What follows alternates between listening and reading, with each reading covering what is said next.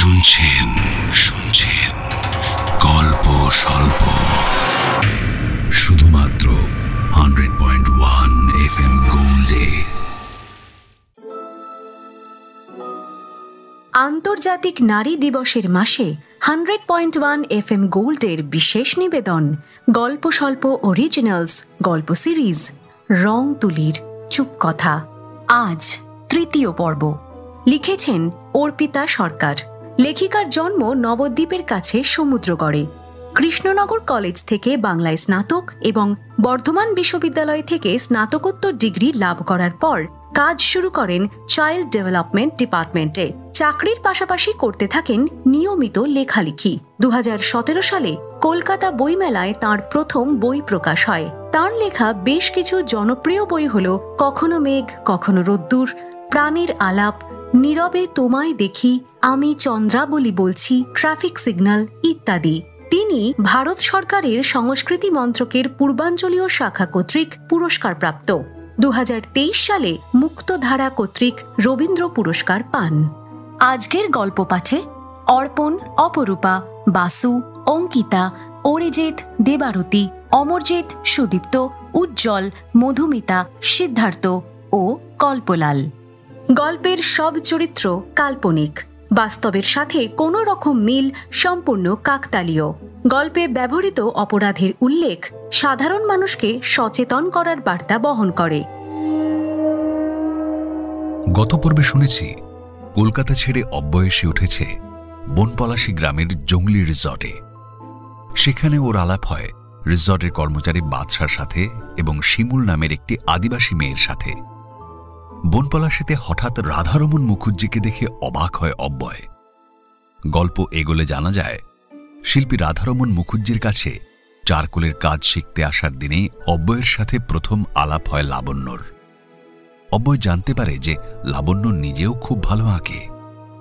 ওদিকে police officer Lagnajita Bhattacharya স্বর্ণদীপকে জেরা করে বুঝতে পারে অব্যয়ের প্রতি ওর একটা চাপা রাগ আছে। এরপর রানী ভবনে গিয়ে রানীবালা দেবীর মুখোমুখি হয় লগ্নজিতা। জানতে পারে রাজেশ, অব্যয়, রাধারমণ সকলের সাথেই এ বাড়ির মধ্যে লাবণ্যর যোগাযোগ ছিল। কে আসল দোষী, কি ঘটেছিল লাবণ্যর সাথে, শুনুন তৃতীয় পর্ব। শুরু হচ্ছে গল্প স্বল্প অরিজিনালস রং তুলির চুপ কথা, তৃতীয় পর্ব।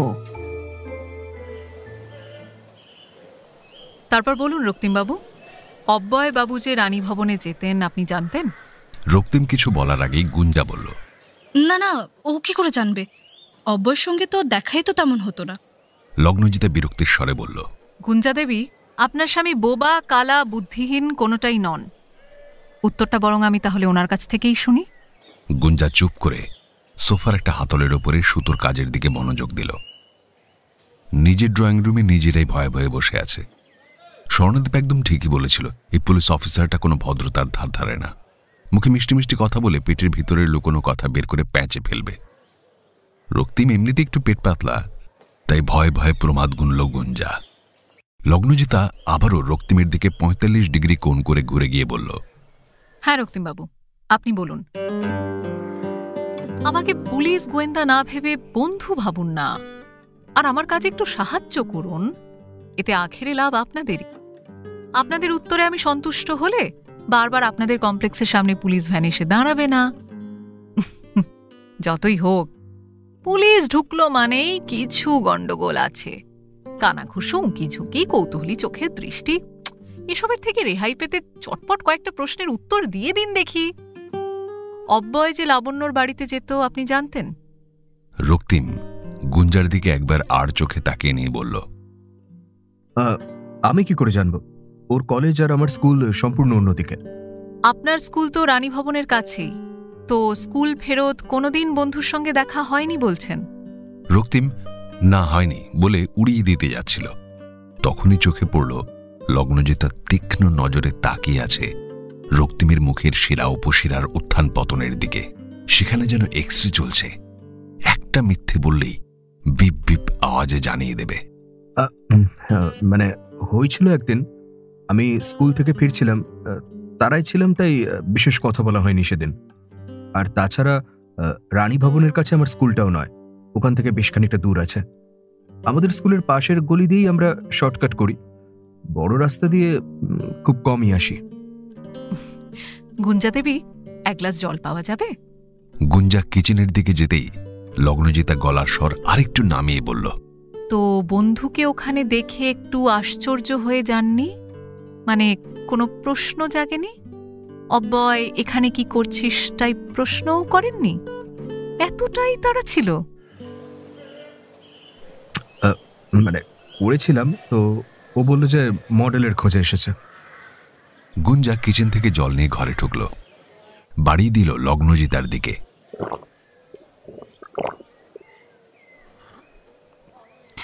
জলটা শেষ করে লগ্নজিতা বলল, আপনার ফ্ল্যাটটা কিন্তু দুর্দান্তভাবে সাজিয়েছেন। কোনো ডিজাইনারকে দিয়ে করালেন? না না, আমি নিজেই সাজিয়েছি। আমার নিজস্ব বুটিক আছে, ঘর সাজানো জিনিসপত্রের। আমি নিজের মতো করে ডিজাইন করে সমস্ত কিছুকে ইউনিক বানানোর চেষ্টা করি। আমার বুটিকের পিছনে ওয়ার্কশপ আছে। লগ্নজিতা ওর প্রশ্নের ট্র্যাক খুঁজে পেয়ে আন্দাজে একটা জোরে ঢিল ছুঁড়ল। তো আপনাদের কমন ফ্রেন্ড অব্যয় কোনোদিন আসেনি সেখানে কোনো জিনিস কিনতে? মানে আপনাদের কাছ থেকে যতটুকু শুনেছি তাতে তো একটা জিনিস ক্লিয়ার, অব্যয় মানুষটা একটু ব্যতিক্রমী। তাই ইউনিক জিনিসের খোঁজ যে তিনি করবেন এটাই স্বাভাবিক। হ্যাঁ, এসেছিল দিন দুয়েক। রক্তিম ওর দিকে অবাক হয়ে তাকিয়ে বলল, কই, আমায় বলিসনি তো? এতে বলার আবার কি আছে? দিনে কত কাস্টমার আসছে, সকলের কথা কি মনে করে বলা সম্ভব? আর তাছাড়া তুইও বলিসনি অব্যয় তোকে এমন একটা মডেলের সঙ্গে পরিচয় করাতে গিয়েছিল। লগ্নজিতা বুঝল পজেসিভনেসটুকু এখনো এদের সম্পর্কে বেঁচে আছে। অব্যয় সেদিন ঠিক কি কিনেছিল আপনার মনে আছে গুঞ্জা? এক্ষেত্রে বেশি জড়ানো ঠিক নয় বুঝেই বলল, সরি, ঠিক মনে করতে পারছি না। একটা কাঠের শঙ্খ বের করে টেবিলে রেখে লগ্নজিতা বলল, এটা কি আপনার বুটিক থেকে কেনা? হ্যাঁ, এটা আমার বুটিক থেকেই কিনেছিল অব্যয়। এছাড়া কিছু বিটসের মূর্তি কিনেছিল, তার মধ্যে এই অদ্ভুত সুন্দর নটরাজ মূর্তিটা দেখুন তো, এর নিচেও লেখা আছে রাজনন্দিনী বুটিক। এগুলো আপনার কাছে কি করে এলো? লাবণ্যর ঘর থেকে। গুঞ্জার মুখটা মুহূর্তে কালচে হয়ে গেল। নজর এড়ালো না লগ্নজিতার, আলতো করে রক্তিমের দিকে তাকিয়ে বলল, লাবণ্য সম্পর্কে অব্যয় তার মানে কোনো বন্ধুর কাছেই সেভাবে কিছুই বলেনি। কেন বলেনি? লাবণ্যর সঙ্গে সম্পর্কটাকে আড়াল করতে চেয়েছিল হয়তো, তাই। ওর কথার সূত্র ধরে গুঞ্জা বলল, আর বনিটা বোকার মতো ওর জন্য বিয়ে না করে একা একা থাকার সিদ্ধান্ত নিয়ে বসে থাকলো।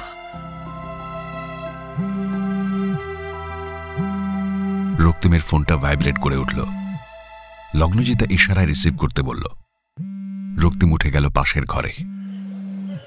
আপনার ডিজাইন করা জিনিস দুটো লাবণ্যর রুমে পাওয়া গেছে জেনে আপনি একটু আপসেট মনে হলো কেন গুঞ্জা দেবী? এগুলো কেনার সময় কি অব্যয়বাবু আপনাকে বিশেষ কিছু বলেছিল? যদি একান্ত ব্যক্তিগত না হয় তাহলে বলতে পারেন, আমার কেসের কাজে লাগতে পারে। গুঞ্জার মনে পড়ে গেল অব্যয়ের ওর বুটিকে প্রথম দিন আসার মুহূর্তটা। গুঞ্জা কাউন্টারের পিছন দিকে বসে হিসেব মেলাচ্ছিল সারাদিনের। কেউ একজন ব্যারিটন ভয়েসে বলেছিল,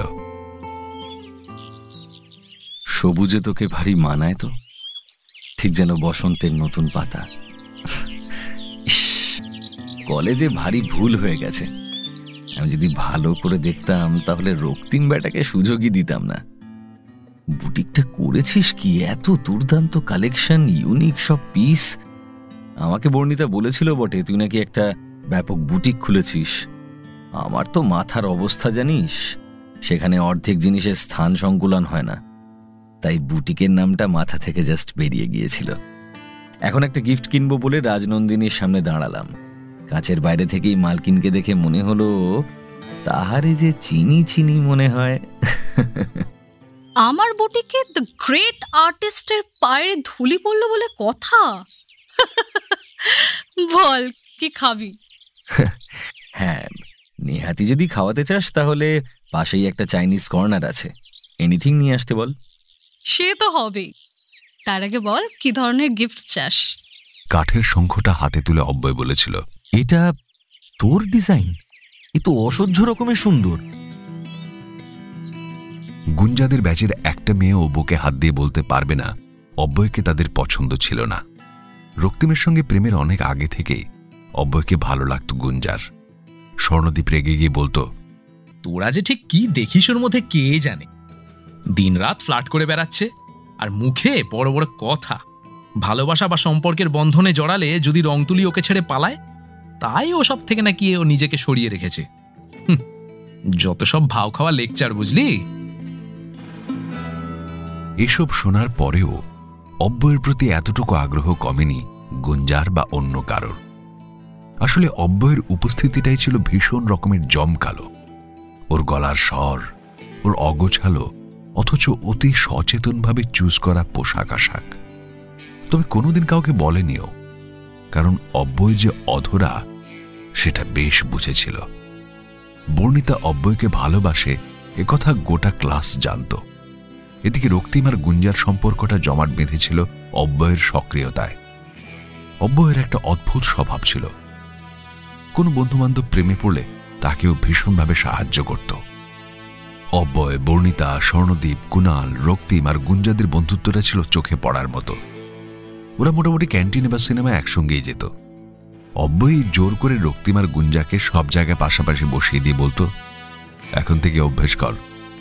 রক্তিমের সহজ সরল ব্যবহারের জন্যই হয়তো ধীরে ধীরে গুঞ্জার মনে স্থায়ী জায়গা করে নিয়েছিল রক্তিম।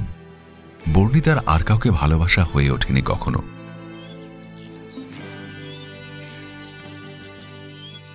কাঠের শঙ্খটা ওর হাতে দিয়ে গুঞ্জা বলেছিল, এটা আসলে ধূপদানি। রোজ তোর আকাশ স্টুডিওতে একটা করে ধূপ জ্বালাবি। এটা তোকে আমি গিফট করলাম। এমা, তাহলে তো রোজ তোর কথা মনে পড়বে আমার। সে যাই হোক, উপহারের জিনিস গরিব প্রফেসর কোনোদিন ফেরায় না।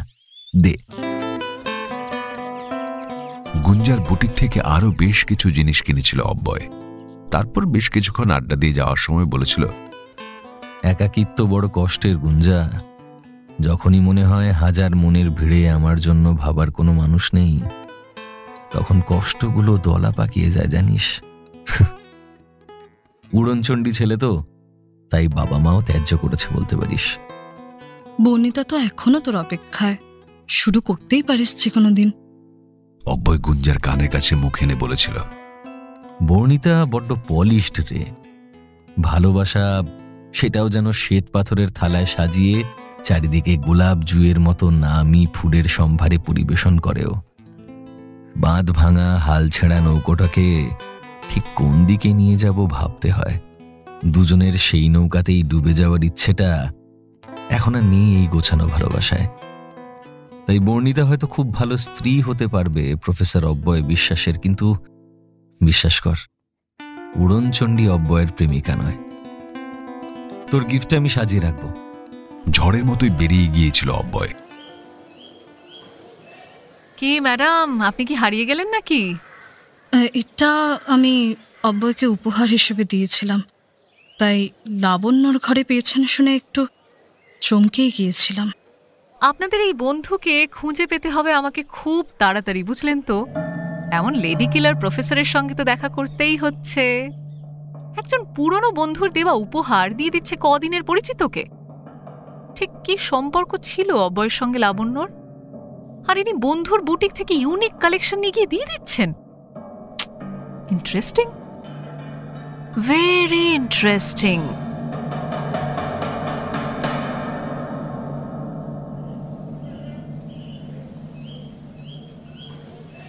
রক্তিম আবারও এসে জয়েন করলো ওদের আলোচনায়। দেখুন রক্তিমবাবু, প্রফেসর অব্যয় বিশ্বাস দায়িত্ব নিয়ে লাবণ্যর মৃত্যুর সব দায় কাঁধে নিতে চাইছেন। আমি চেষ্টা করলে ওর দিক থেকে সন্দেহের চোখটা ঘোরাতেই পারছি না। লাবণ্য খুনের আগের দিন থেকে কলেজে না যাওয়া, বিনা নোটিসে এতদিন কামাই সে করে না সাধারণত। আমার ইনফরমারের খবর অনুযায়ী লাবণ্য খুনের 2 দিন আগেও ওনাকে দেখা গেছে ওই বাড়িতে ঢুকতে। লাবণ্যর ঘর থেকে উদ্ধার হয়েছে প্রায় 40,000 মতো টাকা। এত হার্ড ক্যাশ কে ওকে দিল সেটা যথেষ্ট সন্দেহজনক। উনি নিরুদ্দেশ হয়ে নিজের দিকে সন্দেহের তীরটা ঘুরিয়ে দিলেন, জানেন তো। এখন আমার প্রধান কাজ ওকে খুঁজে বের করা। রক্তিমবাবু, আপনাদের যদি কোনো কল করেন উনি, প্লিজ সঙ্গে সঙ্গে আমাকে ইনফর্ম করবেন, কেমন? এই নিন আমার কার্ড, আপনাকে কল করলেও জানাবেন। ভালো থাকবেন, আবার এসে হাজির হব কোনো এক সন্ধ্যেতে, রাগ করবেন না যেন। দৃঢ় পায়ে রক্তিমদের সাজানো ড্রয়িং রুম পেরিয়ে দরজার দিকে এগিয়ে গেল লগ্নজিতা। গুঞ্জা ওর দিকে তাকিয়ে ভাবছিল, লগ্নজিতা তো বয়সে গুঞ্জাদের থেকে ছোটই হবে, অথচ কথাবার্তা সাহসে যেন অনেকটা এগিয়ে। কে জানে কেন নিজেদের সব বিপদ ভুলে হঠাৎ করেই লগ্নজিতার প্রশংসা করে উঠল গুঞ্জা। বলল, দেখ রক্তিম, শুধু পোশাকে আধুনিক হওয়া নয়, নিজের কাজ দিয়ে এগিয়ে যাচ্ছে লগ্নজিতা ভট্টাচার্য। ও দৃঢ় চেতা ভঙ্গিমার প্রেমে পড়ে গেলাম আমি। দেখিস, বুড়ো বয়সে এসে আবার নতুন করে কারোর প্রেমে পড়ে যাস না, সে যতই পূর্ব পরিচিত হোক না কেন। গুঞ্জা বুঝল অব্যয় ওর বুটিকে আসার ঘটনাটা সচেতনভাবে এড়িয়ে গিয়েছিল গুঞ্জা রক্তিমের কাছে, তাই এই খোঁচাটা রক্তিম দিল ইচ্ছাকৃতভাবেই। এতক্ষণ জেরার পরে আর কোনো বিতর্কে জড়াতে ইচ্ছে করছিল না গুঞ্জার।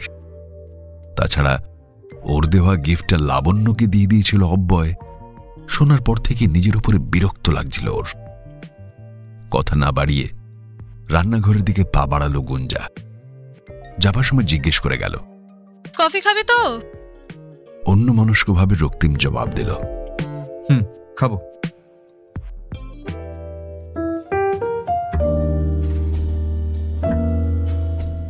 নিজের 3/4 জিন্সের পকেটে হাত ঢুকিয়ে দেখে নিল ওর সার্ভিস রিভলভারটা ঠিক জায়গায় আছে তো। ব্যাগের শার্টটা ইন না করে খুলে দিল।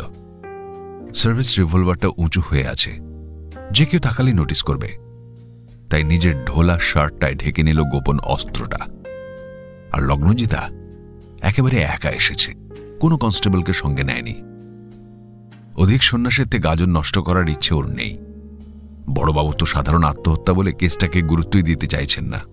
কজ অফ ডেথে সুইসাইড লিখে লাবণ্যর মৃত্যুকে ধামাচাপা দিয়ে ফাইল ক্লোজ করে দিতে চাইছেন। কিন্তু ঘোষালের ওই একটা কথাতেই খটকাটা রয়ে গেছে। ওটার গিট না খোলা পর্যন্ত শান্তি নেই ওর। শুভদীপ ঘোষাল কেন থানায় খবর দেওয়ার সময় বলেছিল এখানে একটা মার্ডার হয়ে গেছে, ইমিডিয়েট কিছু ব্যবস্থা করুন?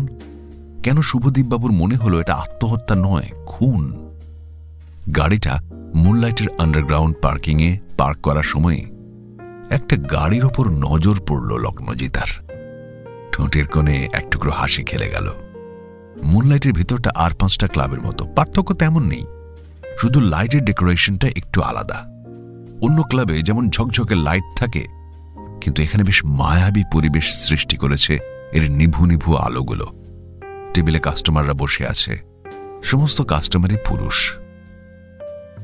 উত্তর দিকের কোণের টেবিলে মাথা নিচু করে বসে আছে যে মানুষটা, সে লগ্নজিতার বিশেষ পরিচিত। তাই অন্য টেবিলে না গিয়ে সোজা চলে গেল আরেকটু পরিচয় বাড়াতে। মনে মনে বলল, ইকবালের খবরে আজ অবধি কোনো ভুল পায়নি লগ্নজিতা।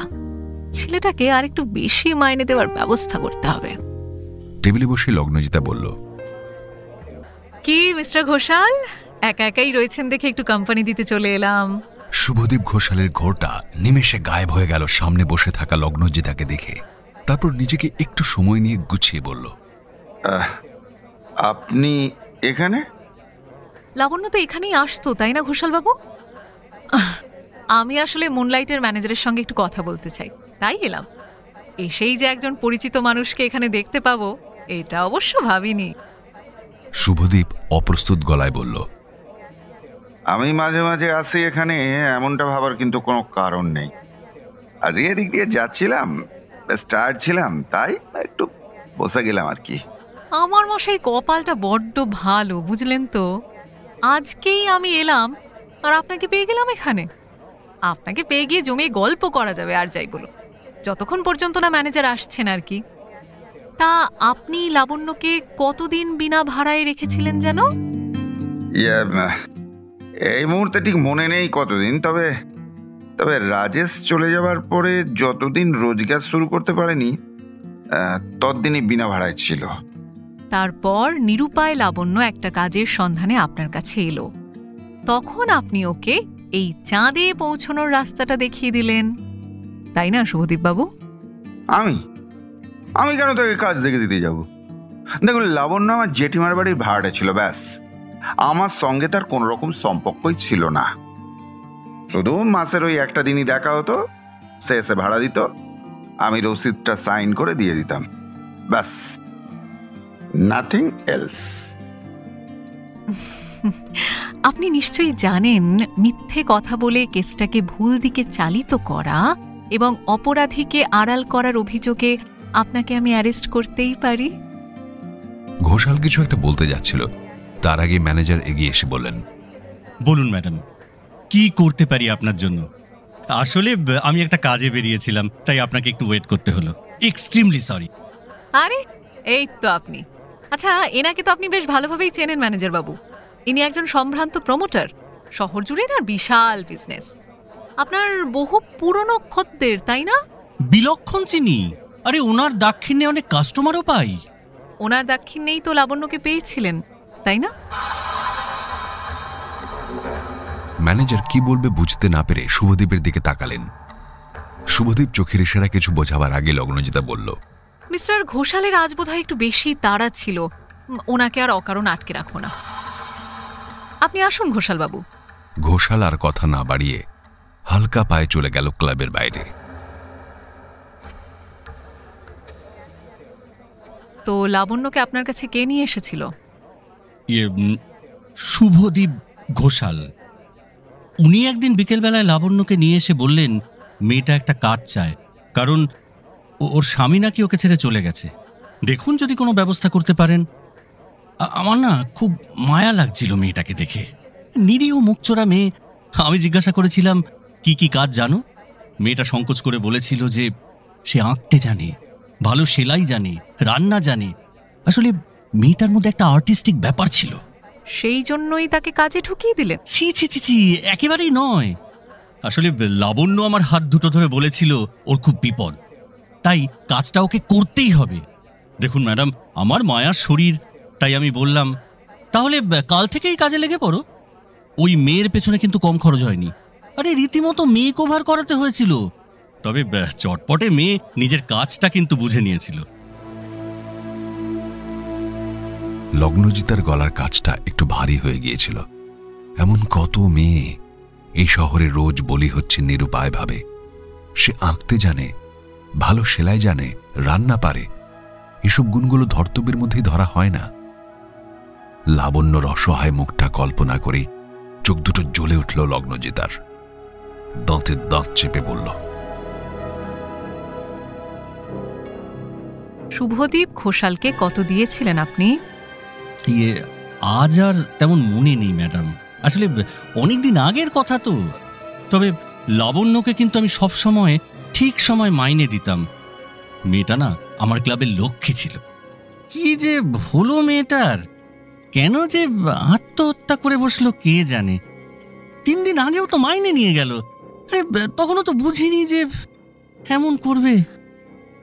হ্যাঁ, আপনার এখানে যতজন মেয়ে আছে এক এক করে ডাকুন তো।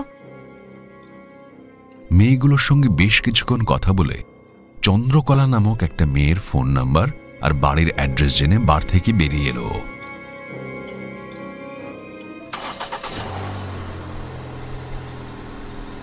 এই চন্দ্রকলার সঙ্গে লাবণ্যর বন্ধুত্ব ছিল সবচেয়ে বেশি। গাড়িটা স্টার্ট দিয়েই ভাবল, এই শুভদীপ ঘোষালকে আর লোভহীন ব্যবসাদার ভাবার কোনো কারণ নেই। লাবণ্যকে বিনা ভাড়ায় রেখেছিল বলে যে দুর্দান্ত গল্পটাও ফেঁদেছিল, তার 80% মিথ্যে। লাবণ্যকে মুনলাইটে কাজে দিয়েও মোটা অঙ্কের টাকা কামিয়েছে এই শুভদীপ। ইকবালকে বলতে হবে শুভদীপের এই মুহূর্তের বিজনেস কন্ডিশনটা জানতে। ঘড়ির দিকে তাকিয়ে দেখল 11টার দিকে দৌড় লাগিয়েছে ঘন্টার কাঁটাটা। গাড়িতে আরেকটু স্পিড তুলে বাড়ির দিকে ছুটল লগ্নজিতা। কাল সকালে থানার কাজ মিটিয়ে কোথায় কোথায় যেতে হবে তার একটা লিস্ট বানালো মনে মনে।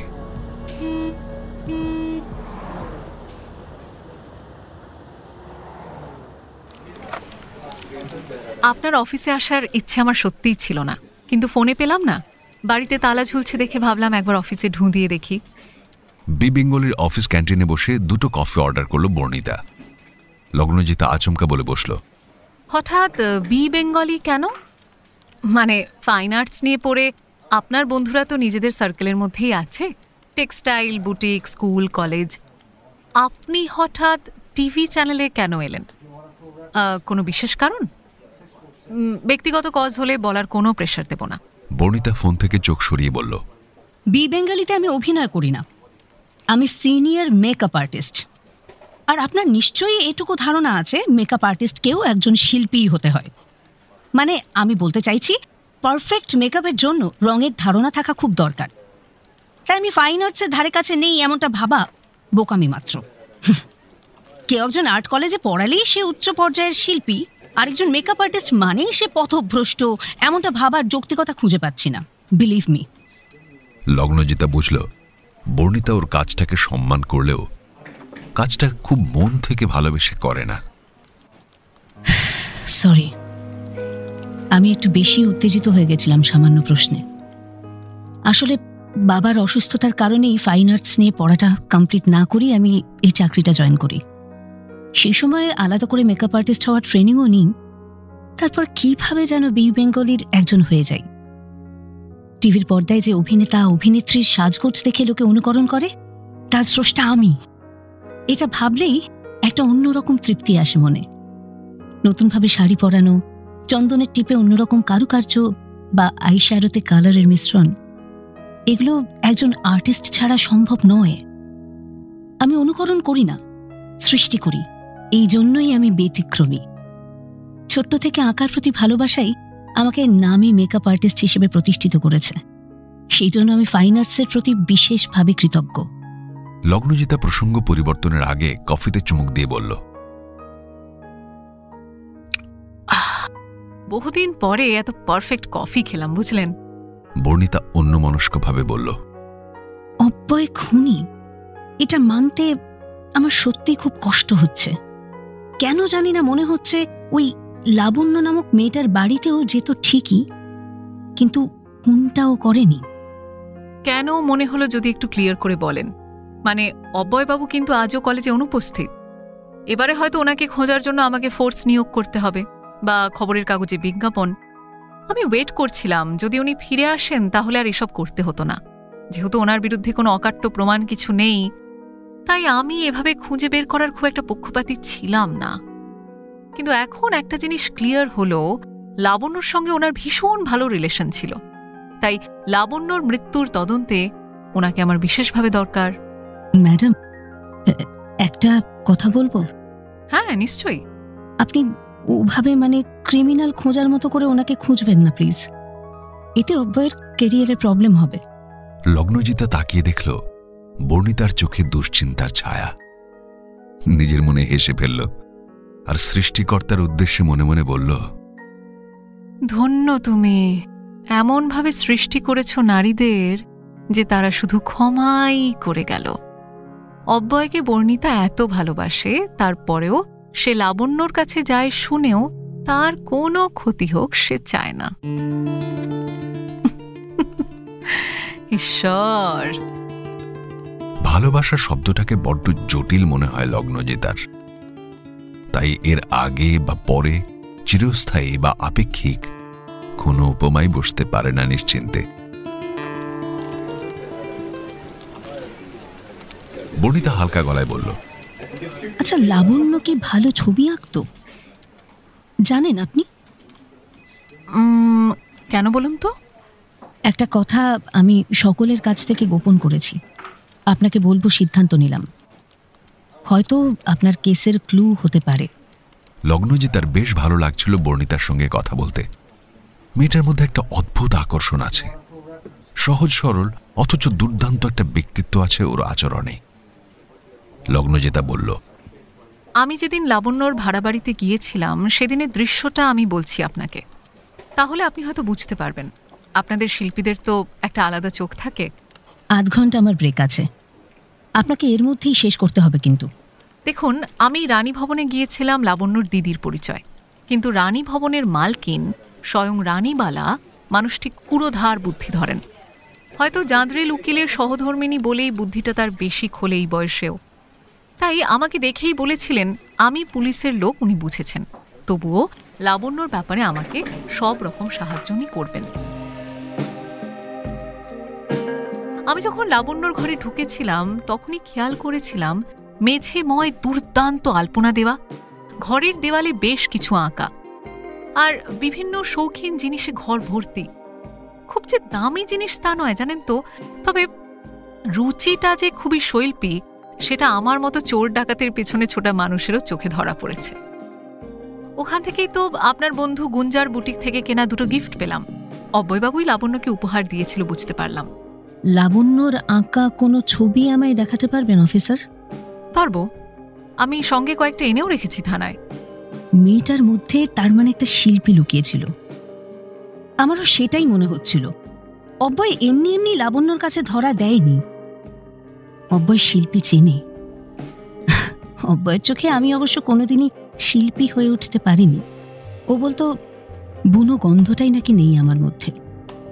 শিল্পীরা একটু এলোমেলো অগোছালো হবে, কারণ রং তুলিতেই তারা জীবন খুঁজে পায়, তাই নিজেদের গোছাতে পারে না মোটেই। কবিগুরুর ভাষায় সময় কোথায় সময় নষ্ট করার। বর্ণিতার চোখের দৃষ্টিতে আলতো ধূসরতা, অপ্রাপ্তির যন্ত্রণাটুকুকে মুহূর্তে লুকিয়ে নিতে পারে মেয়েটা, এটা চোখের সামনে দেখতে পেল লগ্নজিতা। বর্ণিতা আচমকা বলল, আচ্ছা, লাবণ্যর আঁকা ছবিগুলো আপনি কবে দেখাবেন আমায়? আপনি চাইলে আজ সন্ধ্যেতে দেখা করতে পারি আমরা। আমায় এবারে উঠতে হবে ম্যাডাম। বেশ, তাহলে সন্ধ্যেতে মিট করছি। লগ্নজিতা দেখল বর্ণিতা যেন হঠাৎ করে উঠে গেল। ফোনের দিকে তাকিয়ে কি ওর মধ্যেই দ্রুততা এলো? কারোর মেসেজ এলো কি ওর মেসেজ বক্সে? লগ্নজিতার তীক্ষ্ণ দৃষ্টিতে বর্ণিতার আকস্মিক পরিবর্তনটা নজর এড়াল না। তবু লগ্নজিতা সৌজন্যবশত বলল, কফি উইথ স্ন্যাক্সে বসি তাহলে, আপনার অ্যাড্রেসের কাছাকাছিই হবে বোধহয়। ওকে ওকে, তাই হবে। মেসেজ না ঢুকলে হয়তো আরো 10 মিনিট কথা বলতো বর্ণিতা ওর সঙ্গে, কিন্তু এই মেসেজটা পাওয়ার পরই উদ্বেল হয়ে উঠেছে ওর মন। লগ্নজিতা যাতে বুঝতে না পারে সেই জন্য বর্ণিতা উঠে এলো ওর চোখের সামনে থেকে। এটা আমার নতুন নাম্বার, পারলে কল করো। কেন কে জানে, বর্ণিতার মনে হলো এটা অব্যয়ের নম্বর। এদিক ওদিকে তাকিয়ে নম্বরটা ডায়াল করলো। ওদিকে রিং বাজছে।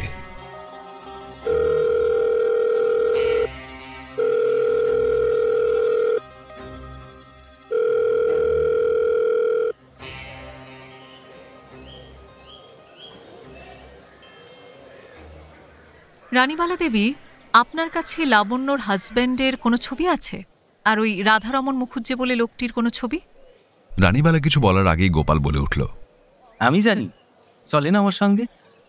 শুভ তোমাকে কোনো রকম সহযোগিতা করতে আমাকে বারণ করেছে, তবুও আমি মেয়েটার মৃত্যুর কিনারা হোক এটা চাই। ওর কেউ নেই বলে এইভাবে মারা যাবে এটা আমি মেনে নিতে পারছি না।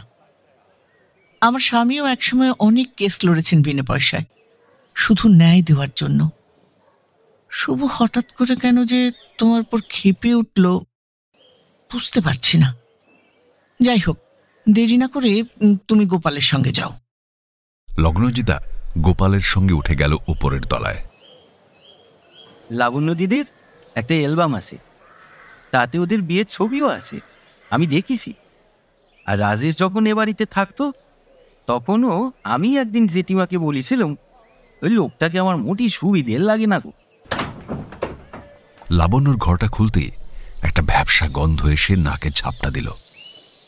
জানলা দরজা বন্ধ থাকলে অব্যবহারের ফলে যেমন একটা সোঁদা গন্ধ তৈরি হয়, ঠিক তেমন। গোপাল ঢুকেই লাইটটা জ্বেলে দিল। এদিক ওদিক তাকিয়ে বলল, ওই যে কাঠের আলমারিটা, ওর মধ্যে আছে। আমার একদিন দেখিয়েছিল লাবণ্য দিদি, ওর বাবা মা ভাই বোন সববার ছবি। গোপাল আলমারিটা খুলতেই লগ্নজিতা ভিতরে ঝুঁকে পড়ল। গোপালকে বলল, তুমি একটু সরে দাঁড়াও গোপালদা, আমি একবার চেক করে নি।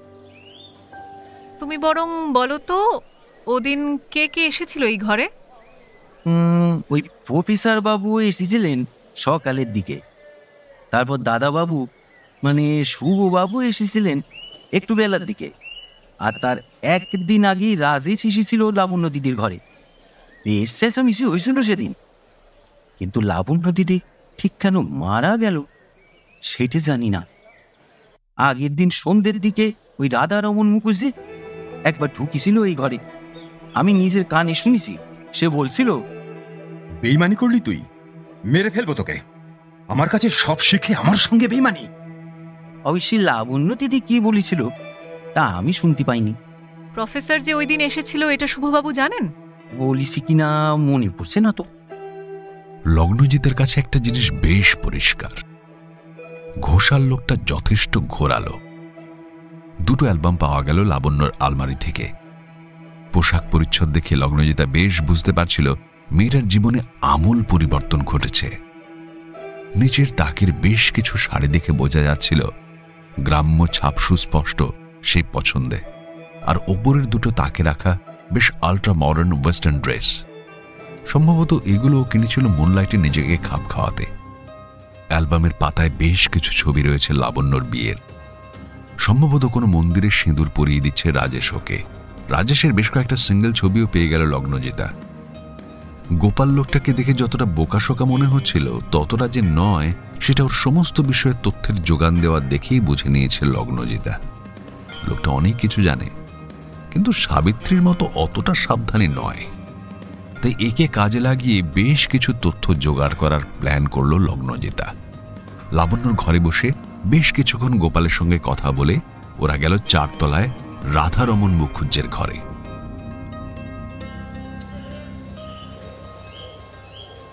গোপাল বলল, নিজের ঘরের চাবি কি আর কেউ দিতে চায়? কিন্তু জেঠিমা বলেছিল এখানে থাকতে গেলে এটাই নিয়ম, বাড়িতে কখন শর্ট সার্কিট হয়ে যায় তখন কি হবে? এত কম ভাড়ায় এত বড় বড় ফ্ল্যাট আর কি কেউ পাবে কলকাতায়? তাই সবাই জেঠিমার কথাতেই রাজি হয়েছিল। তখন থেকে নাম লিখে লিখে চাবির আলাদা আলাদা গোছা রাখা ছিল আমার কাছে। অবশ্যই প্রথম আমি সেই চাবি ব্যবহার করছি। এর আগে এরা কেউ না থাকলে এই ঘর খোলা হয়নি। জেঠিমার করা নির্দেশ ছিল এই ব্যাপারে। 4 তলা লেখা চাবির গোছাটা নিয়ে এগিয়ে গেল গোপাল। রাধারমন মুখুজ্জির সঙ্গে লাবণ্যর ঠিক কেমন সম্পর্ক ছিল তুমি জানো? মুখুজ্জি তো দিন রাত ছবি আঁকা নিয়ে ব্যস্ত থাকতো। লাবণ্য দিদি আঁকা শিখতে আসতো এইখানে। মুখুজ্জি বিনা পয়সায় শেখাতো ওকে। লাবণ্য দিদির আঁকার হাতটা বড় ভালো ছিল গো। সেই দেখি মুখুজ্জি ওকে ছাত্রী করেছিল। তারপর একদিন দেখলাম লাবণ্য দিদি কাঁদতে কাঁদতে নেমে আসছে উপর থেকে। আমি জিজ্ঞেস করেছিলাম, কি হয়েছে গো দিদি? সে কাঁদতে কাঁদতে বলেছিল টাকার প্রয়োজনেই সে মুখুজ্জির মডেল হতো। গোপালদা, তুমি এ বাড়িতে কতদিন ধরে আছো? ওই বাবু যখন অসুস্থ হলো তখন থেকে আমি বাবুর সঙ্গে সঙ্গে ছিলাম। জেঠিমার গ্রামের লোক আমি, কাজের সন্ধানে কলকাতায় এসেছিলাম। পড়াশোনা কোথায় শিখলে তুমি? ওই গ্রামের স্কুলে মাধ্যমিক পাশ করি কলকাতায় পালিয়ে এসেছিলাম। তারপর বাবুই আমায় পড়িয়েছে কিছুটা। বাবুর সঙ্গে থাকতে থাকতে কম মানুষ তো আর দেখলুম না, শিখলুম অনেক কিছুই। এইটুকু অলপ করে বলতে পারি মুখুজ্জি মোটেই ভালো লোক ছিল না। প্রফেসর নিজের খেয়ালে বাঁচা মানুষ, লাবণ্য দিদিকে ভালোবাসত। আর রাজেশ ঘটি তো বউয়ের পয়সা মেরে নেবার জন্য জুটি ছিল। আর শুভদীপ ঘোষালকে কেমন লোক বলে তোমার মনে হয়? গোপাল ঘরটা খুলে বলল, গভীর জলের মাছ গো, গভীর জলের মাছ। ওনাকে বোঝা আমার কম মনে হয়। তবে জেঠিমার যত্ন করেন খুব। লাবণ্য দিদির ঘরে আসতেন মাঝে মাঝে, সেটা অবশ্যই জেঠিমাকে লুকিয়ে। আমায় বলতেন অসহায় মেয়ে, তাই সুবিধে অসুবিধে দেখাটা আমাদের কর্তব্য রে, জেঠিমারে বলিস না। ঘন্টাখানেক থাকতেন, তারপর বেরিয়ে যেতেন। লগ্নজিতা বুঝল অসহায় মেয়েটির সব রকম সুবিধে সকলেই নিয়েছে।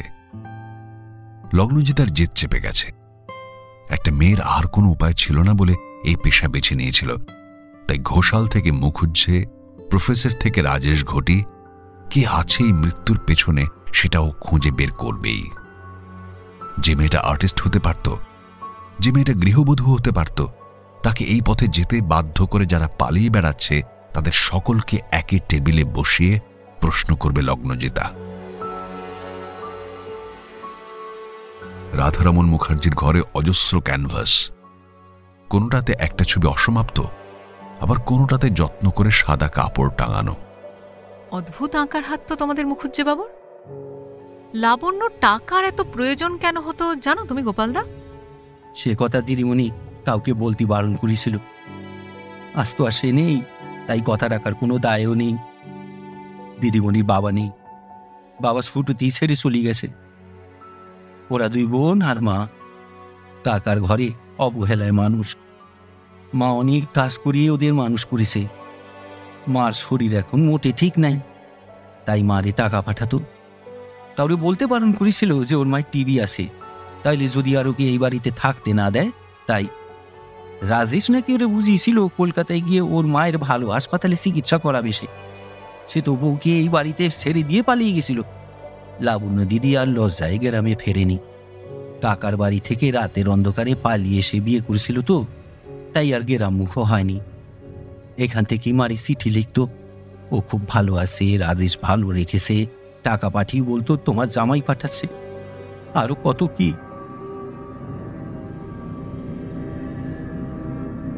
লগ্নজিতার বুকটা ভারী হয়ে গেল। এই কম বয়সে ও জীবনে অনেক কেস দেখেছে, তবে খুন, ছিনতাই, রাহাজানি দেখে দেখে ওর চোখ সয়ে গেছে।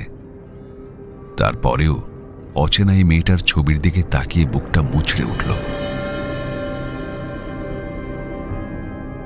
সে কি, ওর মা নাকি বলে লগ্নজিতার শরীরের কোনো রক্তকণিকায় নাকি মায়া দয়া শব্দটাই নেই।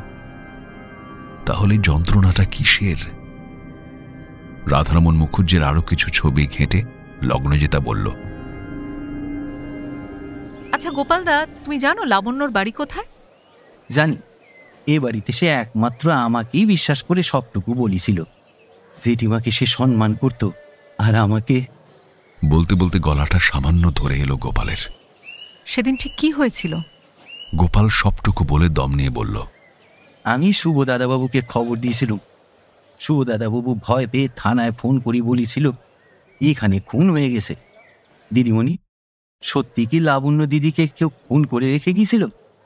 বড় চাপা স্বভাবের মেয়ে ছিল তো, 5টা কথা বললে একটার উত্তর দিত। সেই জানি মনে দুঃখ জমি ছিল নাকি, জীবনে তো সে কম ঠকেনি। লগ্নজিতা বেশ কয়েকটা পয়েন্ট নোট করে নিয়ে বলল, আমি আবার আসবো গোপালদা। ব্যাংকের কিউ বা ওপরের কলেজের ছেলেদের সঙ্গে কোনো যোগাযোগ ছিল না লাবণ্যর, তাই তো? না, ছিল না।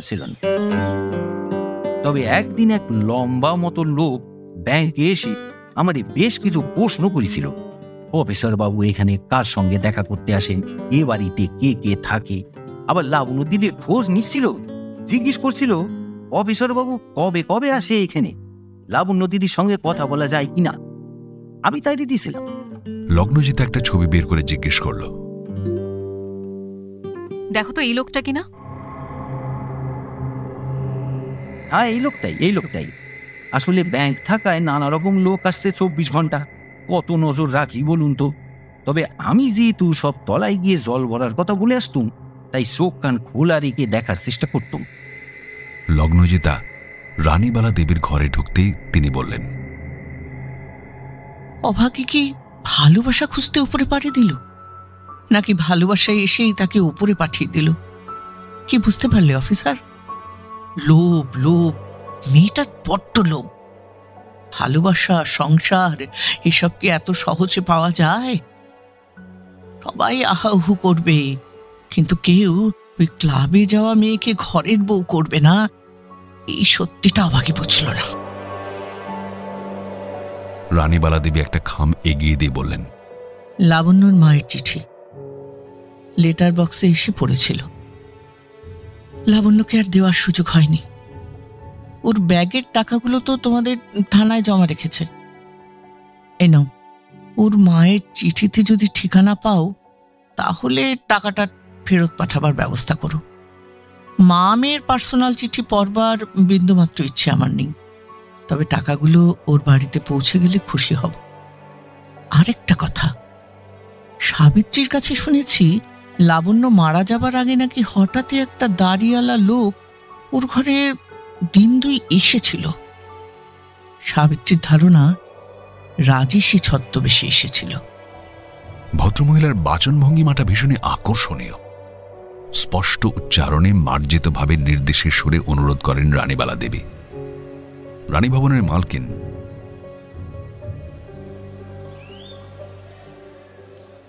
লগ্নজিতা রানী ভবন থেকে বেরিয়ে গেল শুভদীপ ঘোষালের অফিসে। গোদের ওপরে বসে ল্যাপটপে কিছু একটা হিসেব করছিল শুভদীপ। ওকে দেখে ভূত দেখার ঢঙে বলল,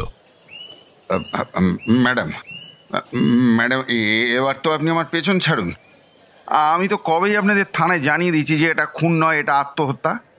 কলকাতায় কি অপরাধ এতটাই কমে গেছে যে একটা মেয়ের আত্মহত্যার ঘটনা নিয়ে পড়ে আছেন আপনারা? আপনি বড্ড রেগে যান মিস্টার ঘোষাল। বিজনেসম্যানদের কিন্তু আরেকটু ধৈর্যের দরকার। লাবণ্যর মুনলাইটে যাওয়ার পিছনে আপনার হাত আছে। শুধু ভাড়াটের কাছে মাসের একদিন যে আপনি যেতেন না, সেটা আপনার জেঠিমা না জানলেও আমি জানি। আচ্ছা, আপনার যেন কটি সন্তান মিস্টার ঘোষাল? আপনারা সকলেই তো ওই বাড়িতেই থাকেন, তাই না? ঘোষালের বাড়ির দিকে আঙুল তুলে ইঙ্গিত করল লগ্নজিতা। প্লিজ প্লিজ ম্যাডাম, এই বয়সে বেইজ্জত করবেন না ফ্যামিলির চোখে। বেশ বেশ, আপনি বলুন কি জানতে চান। যেটুকু জানি সত্যি বলবো আপনাকে, কথা দিচ্ছি। আগের দুদিন আপনি যে লেভেলের মিথ্যে বলেছেন তাতে বিজনেসম্যানদের সম্পর্কে আমার ধারণাটাকে আরও দৃঢ় করে দিয়েছেন। আর পুলিশকে বিশ্বাস না করার একটা কারণ আপনাকে বলি।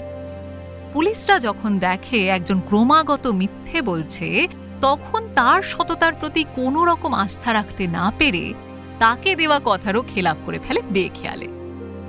আমি দুটো কায়দায় জেরা করি, বুঝলেন। সত্য অনুসন্ধানকারী লগ্নজিতা ভট্টাচার্য মানুষকে এবং তার পেশাকে সম্মান করে, তার সঙ্গে বন্ধুর মতো মিশে সাহায্য চায়। তার সত্য অনুসন্ধান করতে যারা হেল্প করে, লগ্নজিতা তাদের ভোলে না। আর এসআই লগ্নজিতা ভট্টাচার্য বড্ড কড়া, বুঝলেন।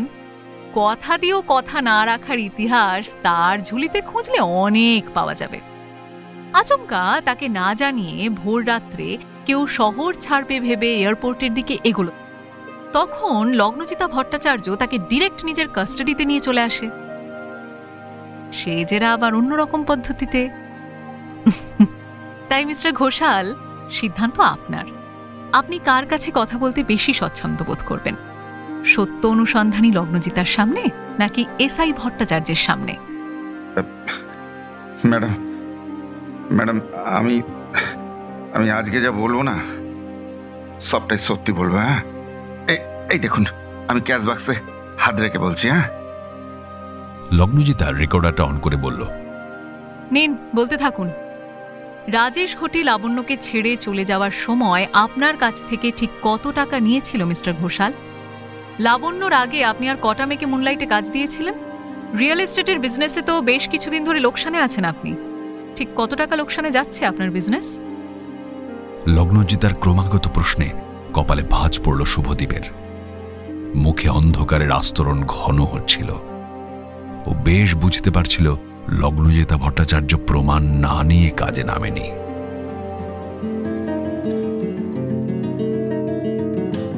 শুভদীপ ঘোষাল ঢোক গেলে বলতে শুরু করল লাবণ্যর রানী ভবনে পদার্পণ থেকে মুনলাইট জার্নি।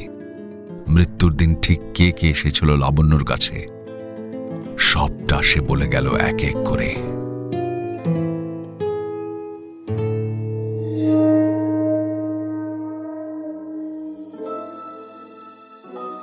গল্প স্বল্পতে শুনলেন গল্প স্বল্প অরিজিনালস গল্প সিরিজ রং তুলির চুপ কথা, তৃতীয় পর্ব।